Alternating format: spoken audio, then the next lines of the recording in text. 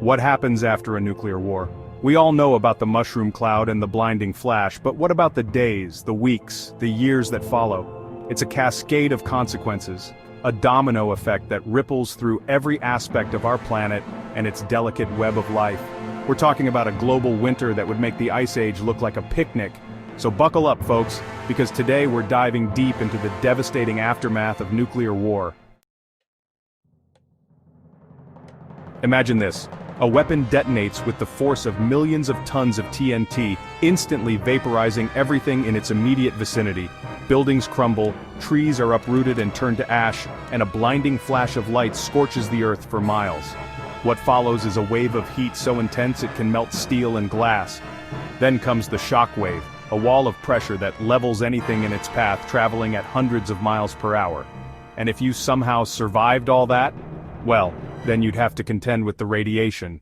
Invisible, odorless and deadly, it seeps into everything, contaminating water, soil and air. Now let's zoom out from the immediate blast zone. Remember all that smoke and debris? It rises into the atmosphere, forming a dense blanket that can encircle the entire globe. This nuclear winter is a chilling consequence of nuclear war.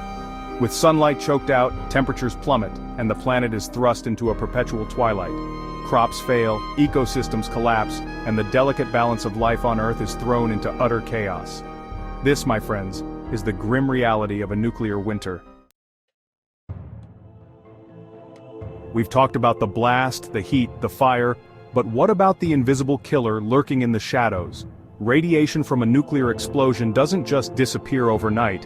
It lingers in the environment, poisoning the air we breathe, the water we drink, and the food we eat. This fallout can contaminate vast areas, making them uninhabitable for generations.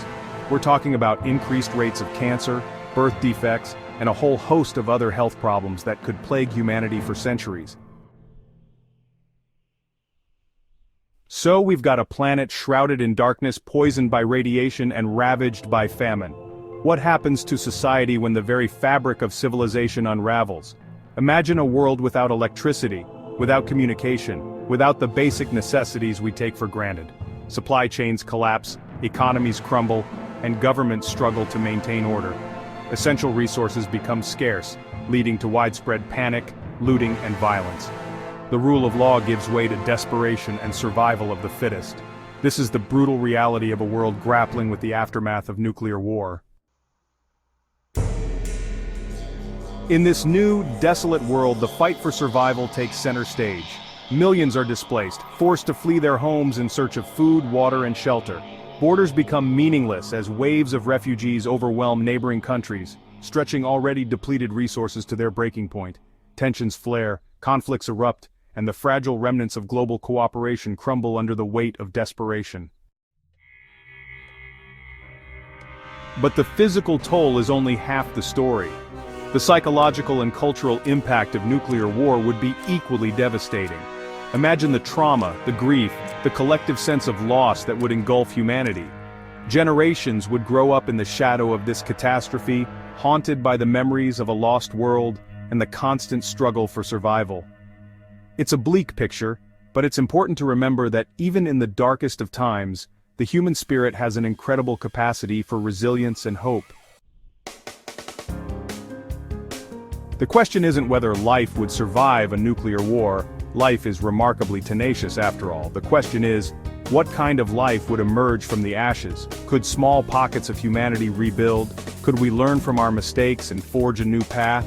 We have the power to choose a different path, to embrace diplomacy, cooperation, and the pursuit of peace.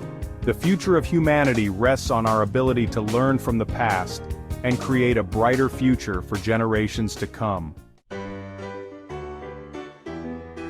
The aftermath of a nuclear war paints a bleak and terrifying picture, a stark reminder of the destructive power we hold in our hands. But it's not a prophecy, it's a warning.